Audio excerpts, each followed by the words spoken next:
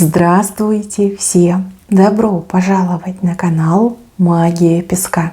Мои дорогие зрители, с вами, как всегда, ваша Ольга. Всех вас сердечно благодарю за то, что выбираете быть со мной, за вашу невероятную и теплую поддержку, за ваше участие, за ваши донаты. Земной вам поклон! Сегодня у нас будет отсыпочка на такую тему. Кто сегодня думал о вас? И что этот человек о вас думал? Если тема вам интересна, пожалуйста, загадайте на себя. И давайте вместе посмотрим. Я прошу высшие силы дать мне возможность ответить на все ваши вопросы и послать для вас только самую важную, нужную и полезную информацию.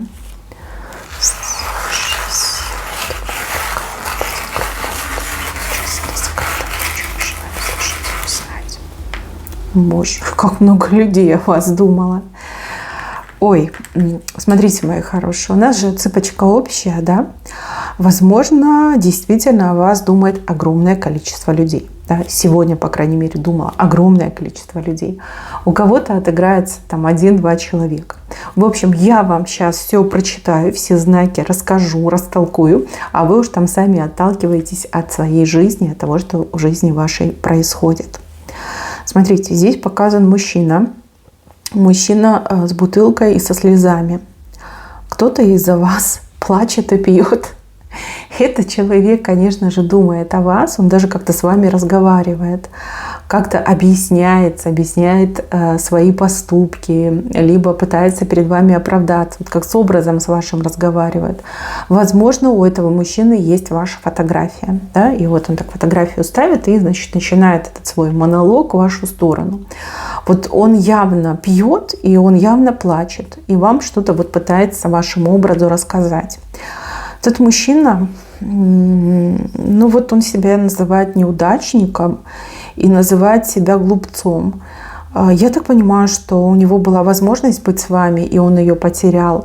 Либо он вас упустил, да? Вы были вместе, он не смог обеспечить вам нормальную, достойную жизнь и доказать свою любовь.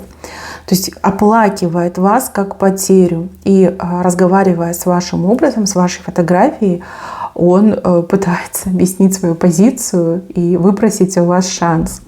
Да, он из-за вас пьет.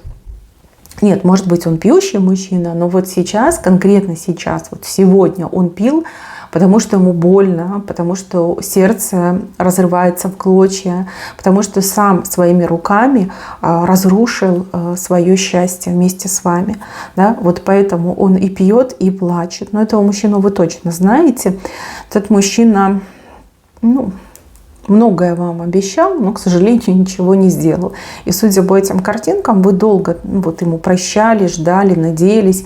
А потом уже, когда понимание пришло, что вот нет, как с козла молока, да, ничего не добьешься, вы просто развернулись и начали жить. Жить нормально, полноценно для себя. Вот. Ну, а он, видите, так и остался со своей бутылкой, в своей гордости и непонятных чувствах, смятении чувств. И вот по прошествии времени, да, вот его накрывает, причем с каждым днем все сильнее и сильнее. Этот мужчина еще как-то планирует, думает, вот что верну ее, да, вот у меня получится, еще встану на ноги, я ее верну. Какие-то такие у него мысли. Пьет и плачет по поводу вас. Дальше здесь показывают какого-то семейного мужчину. Семейный, в семье. Семья у него. Может быть, это ваш муж, да? Мужчина, с кем вы в брачных отношениях. Может быть, это не ваш муж, чей-то муж. Этот мужчина, он думает о вас, как о Луне. Видите, Луну показал. Ну, Луна – это женская красота, это женская магия, это женская притягательность. Слушайте, как-то он залип на вас, этот мужчина. Даже если это ваш муж. Он видит вас какой-то невероятной, сексуальной, манкой, притягательной. И он такой, блин, а что с ней происходит, да? Это что такое? Что за магия, да? Почему она сводит меня с ума? У него какая-то безумная тяга к вам, какое-то вот прям неистовое желание вами обладать, да, вот сексуальная энергия идет. Прям старается вот себя прям по щекам хлясь-хлясь, да, чтобы о вас не думать, привести себя в чувство. А не может, на него накатывает, тоже накатывает. Он такой: бля, что мне делать, да, хоть это лед в трусы засовывай, голову в морозильник, да. Что-то невероятное с ним происходит. Ну, а если это чей-то муж, девочки, я вас поздравляю, в вас влюбился чей-то муж. Да, настолько влюбился, что сам себя уже порой не контролирует. Вы для него как навязчивая идея. Может быть, вы что-то делали, может, вы вообще ничего не делали, но вы сводите этого мужчину с ума. Он уже, знаете, ничему не рад. Ни детям, ни жене, ни дому своему, там, ничему не рад. Ему вы нужны. И его прям рвет на маленьких таких мужичков, да, которые готовы, вот как эти муравьи, бежать к вам. Найдут вас везде. Вот. Мне еще идет, что вы с этим мужчиной контактируете. Да, почему я сказала, что, возможно, это ваш муж? Потому что вы с мужем в таких вот очень страстных отношениях сейчас. Да, у вас там медовый месяц, весна, гормоны. Да. Возможно, этот мужчина, он с вами работает, либо вообще ваш начальник. Вот, и он такой: все, держите меня 7, я больше не могу, я ее хочу. Но если ваш муж, то, девочки, он сходит по вам с ума, я вас поздравляю. Вы его настолько сильно разожгли, что он уже, как, знаете, тронулся умом, да, такой тайный эротоман. Только думает о том, чтобы вот хочу, я ее хочу, мне всегда мало, я хочу ее 24/7, что-то безумное. На самом деле мне очень неудобно вам это все рассказывать, я стесняюсь. Как бы, знаете, как будто бы я подглядываю в замочную скважину, ну, в вашу спальню, да, вот какая-то такая у меня ассоциация проходит. И если бы вы меня сейчас видели, я краснее, чем этот песок. Вот правду говорю, аж щеки загорелись. Да, вас безумно желает либо муж, либо чей-то муж. И вот делайте с этой информацией, что хотите. Но это прям очаровательно, очаровательно. Такие вот энергии, прям, знаете, кровь загорается. Вот так идет мне кровь. У него кровь загорается. Весь к вам горит. Так, еще женщину показывают. Но эта женщина, она прям руки себе заламывает по поводу вас. Конкурентка, соперница. Вот мне идет, что эта женщина, она как будто бы всегда сравнивает себя с вами. И всегда по всем статьям проигрывает. Возможно, вы действительно очень известный, популярный человек, да? Вас люди уважают, ценят, любят, очень тепло, с улыбкой к вам относятся, очень положительно, да? Там отзывы высокие о вас. Вот. И она очень сильно ревнует. И она такая: типа, чем я хуже? Да почему все внимание ей? Да почему она самая там умница, красавица? Я ведь ничем не хуже, я даже лучше, да? Возможно, эта женщина даже какие-то козни пыталась вам строить и еще за это получила. Да? Кто-то ей мог сказать: что ты делаешь, да иди отсюда. Ты лучше пример брала, чем вот козни строить. В общем, неспокойно. Этой женщине неспокойно. Честно скажу, она в вашу сторону кучу негатива направляет. То есть она там обзывает вас про себя, она там говорит, что вы такая, никакая, не сякая, что вы слишком хитрая, что вы там все специально, у вас все наиграно. Да, вот она сама собой диалоги ведет, и вот этот негатив, он прям кипит в ней. Но мне идет, что это зависть. Да? Она просто вам безумно завидует. Конечно, она хотела бы быть как вы, либо стать вами, но это невозможно. Для нее это невозможно. Вот и все, точка. Есть негативный посыл у вас, даже если вы чувствительный человек, там могут быть покраснения на щеках, на шее, ушки могут гореть. Да? Это вот ее негативные слова в вашу сторону. Вот она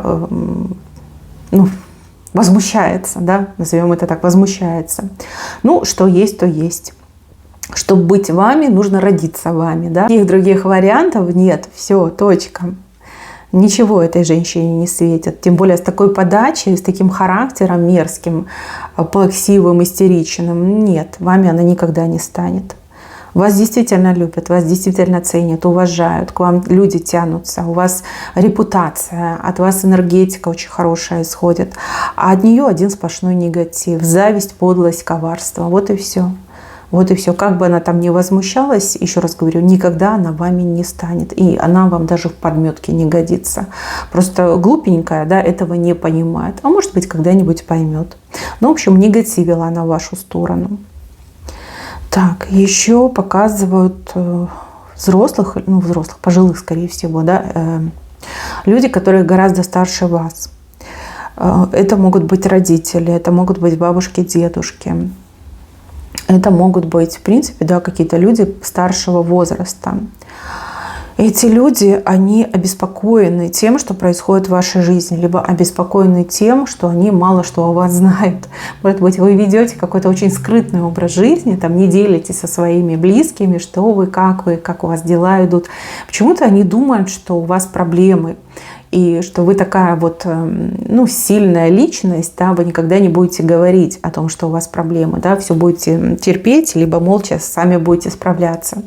А им прям очень хочется вам чем-то помочь, вот защитить, подсказать, возможно, хочется, да, вот тут забота, родительская забота мне вообще идет.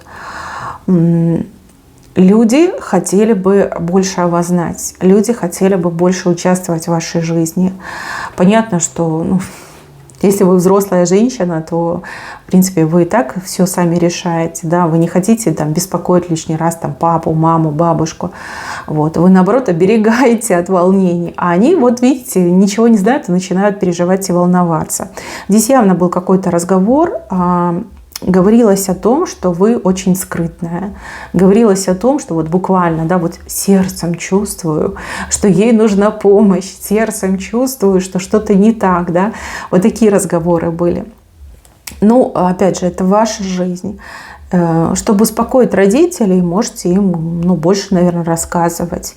Либо чаще с ними общаться, либо чаще постить фотографии в соцсети, чтобы они смотрели и думали: о, улыбается, значит, все хорошо, значит, волноваться нам не надо.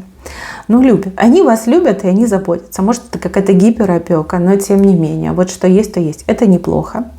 И это неплохо. Опять же, люди в возрасте, они склонны к лишнему беспокойству, да, вы это знаете. Найдите им какое-то дело по душе, хобби по душе, да, пусть немножечко отвлекутся от вас, на что-то другое переключатся. Если прям уже с этим проблема. Вот разговор был, вот как с друг другом разговаривали. Может быть, ваша мамочка там с подругой своей говорила и делилась своими переживаниями, да. Может, мама с папой разговаривали, может, там мама с бабушкой о вас говорили, да, вот как-то так мне идет. И еще одного человека показали. Слева и как-то далеко от вас этот человек находится. Может быть, между вами действительно время и пространство, да, там километры, тысячи километров, сотни километров вас разъединяют. Может быть, в интернете у вас какой-то знакомый. Может быть, человек, с кем вы знакомы, как жизнь развела в разные стороны, да, вы разъехались. Этот человек вот сегодня думал о вас, даже, знаете, как загорелось у него к вам. Вот что надо вас найти, либо что надо с вами встретиться. Вот хочу ее увидеть. Хочу увидеть. Это может быть и мужчина, и женщина, кстати. Вот я не могу вам четко определить, выделить, да, сказать, кто это. Но этот человек далеко от вас. Может быть, это ваша подруга, которая по вам безумно соскучилась. А может быть, это поклонник в интернете, который все, покупаю билет, еду к ней. Да? Может быть, это человек из вашего глубокого, далекого прошлого, с кем жизнь развела. То есть все что угодно может отыграться. Я вообще плохо вижу этого человека, как, знаете, за облаками находится, далеко от вас находится. Идея встретиться, идея вас найти, идея с вами повидаться. Вот что накрыло сегодня этого человека. Этот человек прям очень много об этом думал.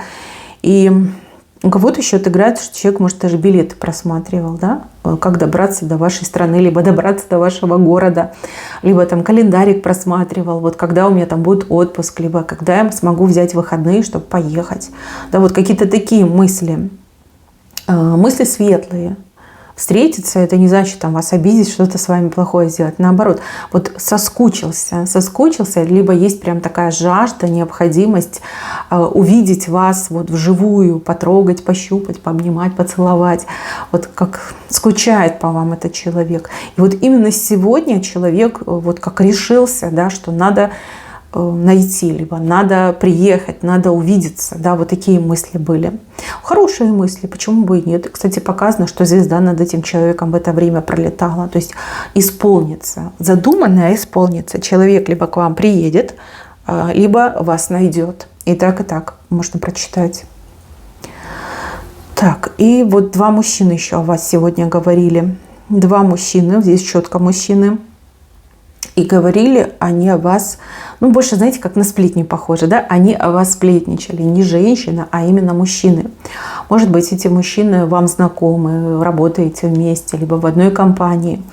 И вот один мужчина другому про вас говорил, что вы как скала. То есть, скорее всего, говорил о том, что у вас характер такой стойкий, боевой, стержень у вас есть. И, наверное, говорил о том, что к вам вот просто так не подойдешь с кондачка, да? 100% будет послан, да? Тот, кто подойдет. Что к вам какой-то особый подход. Либо он говорил там, не морочь голову, да, эта женщина тебе не по зубам. То есть неприступная женщина, да, вот явно не обсуждали. И я так понимаю, что они оба вам симпатизируют, да, и один вас лучше знает, а другой хуже знает. Вот, может быть, более опытный товарищ делился с менее опытным товарищем по поводу вас. А может быть, кстати, этот более опытный из своего опыта, что вы ему отказали, да, из ревности, этого, значит, от вас отговаривал. Ну, в общем, они о вас говорили, и разговорчик был такой, знаете, весьма пикантный. То есть они какие-то там вольности у них в разговоре были, и прям вас вот по косточкам разбирали. Ну, ваши внешние данные, ваш характер и вообще какая вы женщина. Скорее всего, вам икалось. Ну, либо пару раз икнулась от такого разговора. Да? Тут разбор. Тут был именно разбор по косточкам. Ну, вот что есть, то вам я и говорю.